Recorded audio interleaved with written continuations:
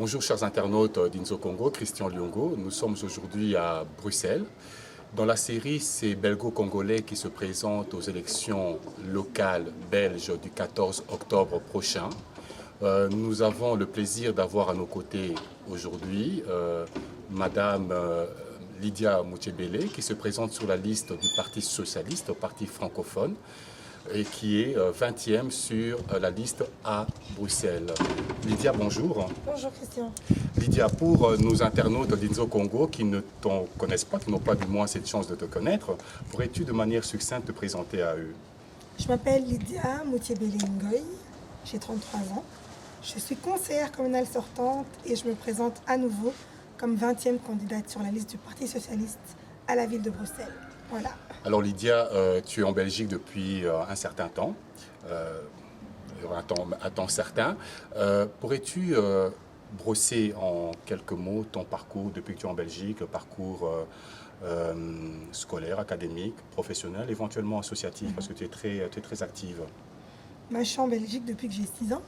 J'ai donc effectué mes études primaires, secondaires et universitaires à Bruxelles. J'ai fini mes études de droit à l'ULB. J'ai fait une spécialisation en droit international, toujours à l'ULB. J'ai un peu travaillé au barreau de Bruxelles. Ensuite, après, j'ai été collaboratrice de l'échevin des sports et de la régie foncière de la ville de Bruxelles. J'ai également fait quelques stages à la fin de mes études au Parlement européen où j'ai collaboré sur la rédaction d'une étude sur le régime cellulaire strict dans les prisons européennes. C'était par rapport à mon côté droit international.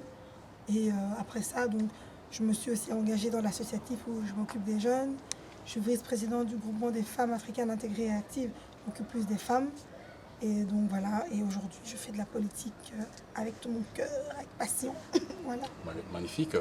Lydia, tu es active au PS depuis un certain nombre d'années. Et cette année-ci, par ailleurs, tu te représentes le 14 octobre au suffrage des résidents de la ville de Bruxelles.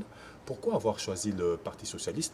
Il y en a bien d'autres. Il y a le CDH qui est un parti centriste, il y a le MR qui est un parti de droite. Pourquoi en particulier le Parti socialiste? Parce que les valeurs que le Parti socialiste met en avant sont des valeurs auxquelles je m'identifie. C'est la solidarité. Je pense que tout ce qui est allocation familiale, tout ce qui est allocation de chômage, tout ce qui est mutuelle, ça provient en fait du combat socialiste. Et jusqu'aujourd'hui, les allocations de chômage, etc., tout ce genre d'aide, etc., c'est le Parti socialiste. Je trouve que c'est un parti qui a comme valeur première la solidarité, l'égalité, on est tous égaux, la justice. Je pense que c'est un parti qui n'aime pas que les gens soient en bas, mais en fait, c'est un ascenseur social. On est quelque part et puis après, on nous draine vers le haut. Et c'est ces valeurs-là, en fait, que j'ai envie de mener, pour lesquelles j'ai envie de me battre, en fait. De promouvoir. Voilà, absolument. Absolument. Alors, Lydia, tu es belge aujourd'hui, mais évidemment, une partie de ton cœur est toujours attachée à notre pays d'origine, la RDC. Et j'imagine que comme nombre de nos concitoyens, tu vibres au rythme de l'Afrique et de la RDC en particulier. Alors, il y a eu des élections l'année dernière, et puis suite à cela, pas mal de polémiques, on les connaît, on ne va pas revenir sur cela. Mais dans tous les cas, dans les élections qui viennent ici, un certain nombre de Congolais, dit les combattants, enfin bon, c'est le label qu'on donne à certains d'entre eux, ont demandé à ce que les Congolais qui vont voter aux élections ici locales boycottent. En fin de compte, c'est bien de cela qu'il s'agit, boycottent les partis traditionnels. Les partis traditionnels, on les connaît, et le Parti socialiste pour lequel tu vas te présenter prochainement est un de ces partis traditionnels clairement visés par ce boycott. Alors, moi, je souhaiterais savoir, qu'est-ce que tu penses de cela? Quel est ton sentiment par rapport à ce boycott? Mais d'abord, moi, je voulais dire à tout Congolais belge, ou bien tout Congolais qui n'est pas encore belge, que c'est vrai que le problème du Congo nous a tous préoccupés, nous a tous interpellés, nous a tous attristés. Et c'est vrai que la réaction du boycott, je la comprends. Parce que si j'étais aussi de l'autre côté, en voyant ce qui se passe, en me disant, mais voilà, il y a des gens qui sont impliqués dans des partis politiques, qu'est-ce qui se passe? Qu'est-ce qui se passe? Pourquoi est-ce qu'on n'a pas de retour? Pourquoi on n'est pas écouté? Pourquoi on n'est pas soutenu? Et je comprends ce boycott et c'est vrai que c'est une situation très très délicate.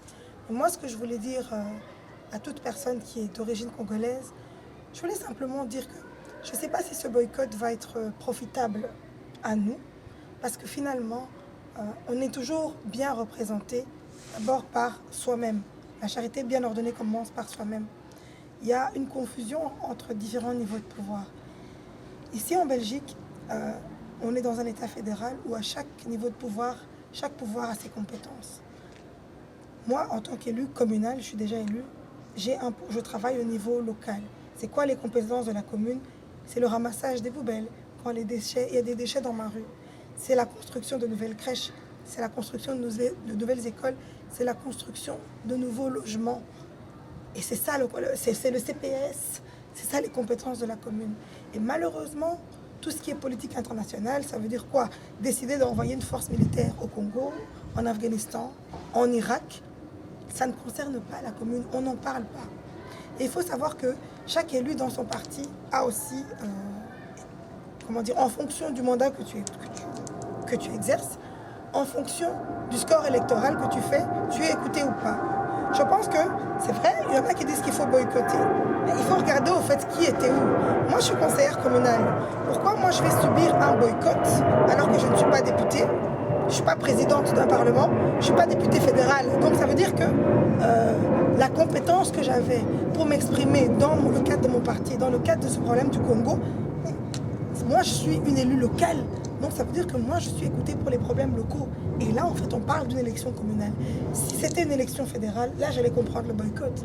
Mais le problème avec ce boycott, c'est nous-mêmes qui serons victimes en fait. Parce que après ça, bien sûr, on est en Belgique, hein, donc les Belgo-Belges, eux, ils seront élus et ils vont siéger et ils vont s'occuper de leurs problèmes. Maintenant, on va se boycotter, nous, les uns les autres, mais ce boycott ne va pas nous être profitable. C'est tout ce que je peux leur dire, mais finalement, on est dans un état de droit et dans un état démocratique et chacun fait ce qu'il veut, mais ne brisons pas ce lien social entre nous, ne brisons pas, en fait, cette possibilité qu'on nous a donnée de nous présenter sur des listes et d'avoir des représentants. Donc tes propos, Lydia, renvoient à une espèce de confusion qu'il y a entre les compétences qui échoient à la commune et puis évidemment la politique internationale. Peut-être une autre question par rapport à ça. Tu es une élue de la ville de Bruxelles depuis 6 ans maintenant, hein, parce que je pense que les mandats des conseillers communaux sont des mandats de 6 ans. Quel lien as-tu avec la communauté congolaise en particulier? Est-ce que leurs attentes et leurs demandes par rapport à tes compétences, y a-t-il un hiatus ou comprennent-ils très bien quelles sont tes compétences en tant que conseillère communale? Est-ce que ça ne déborde pas? Est-ce qu'on ne te demande pas de trop, en quelque sorte? Mais je pense qu'on ne demande jamais trop à quelqu'un. Quand une personne sait qu'elle peut faire quelque chose, il faut juste avoir l'honnêteté de dire « je serai ou je ne serai pas ». Moi, je demande toujours à chaque personne de me demander parce que je suis là pour ça, je suis un relais. Je suis conseillère communale, je ne suis pas échevine, je ne suis pas ministre, je ne suis pas députée, mais quelque part dans mon agenda, je connais un ministre. Moi, en fait, tu peux arriver avec n'importe quel problème. Tu veux construire un lac à Genneval, je ne suis pas de Genneval, mais peut-être je connais quelqu'un à Genneval. Tu veux construire une maison à la ville de Bruxelles, tu as besoin du permis d'urbanisme. Je ne suis pas échevine de l'urbanisme, mais je connais les chemins de l'urbanisme. Un mandataire local, c'est un relais qui porte les préoccupations des citoyens du bas vers le haut. Donc c'est vrai, parfois on me demande des choses que je ne saurais pas faire et je ne connais pas, je ne suis pas en contact avec la personne qui est directement compétente, mais j'essaie toujours de faire des relais parce que dans la vie, je pense que tout est question de connexion. Donc rien n'est difficile, rien n'est infaisable, rien n'est impossible, il faut juste être honnête et ne pas vendre des rêves. Alors, un peu de prospective. Nous sommes au soir du 14 octobre et les résultats sont proclamés de commune en commune, de ville en ville. Tu t'attends, Lydia, à quels résultats au soir du 14 octobre? Les mêmes résultats qu'il y a 6 ans ou en quelque sorte ça renvoie comment dirais-je, aux réactions que tu rencontres par rapport à ta campagne que tu mènes actuellement et activement? Mais comment te dire? C'est vrai qu'en 2006, j'avais fait un très très beau score pour une première, j'avais fait presque 1000 voix. Mais comme on dit, personne ne connaît l'avenir. L'avenir est entre les mains du Seigneur. Je ne connais pas mon avenir. Mais je sais que, qu'importe mon score, c'est celui que j'aurais dû avoir et je serai contente, qu'importe le score que j'aurai. Lydia, tu t'adresses, quel type de campagne tu mènes? Tu t'adresses en particulier aux Belgo-Congolais ou tu t'adresses à tout le monde? Je m'adresse aux Belges.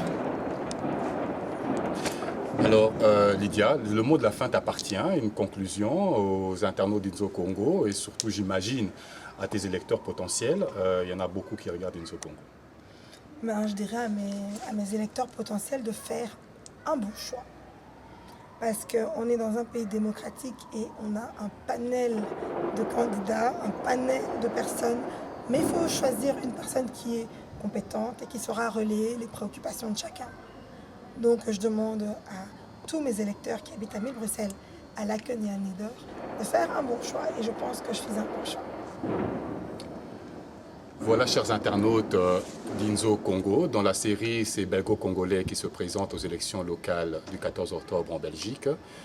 Nous avions la chance d'avoir aujourd'hui à nos côtés Lydia Moutiébélé, qui, je le rappelle, est 20e sur la liste du Parti socialiste, parti francophone, et ce, sur la circonscription de la ville de Bruxelles. Donc après avoir fait un certain nombre de candidats à Charleroi, nous étions aujourd'hui à Bruxelles.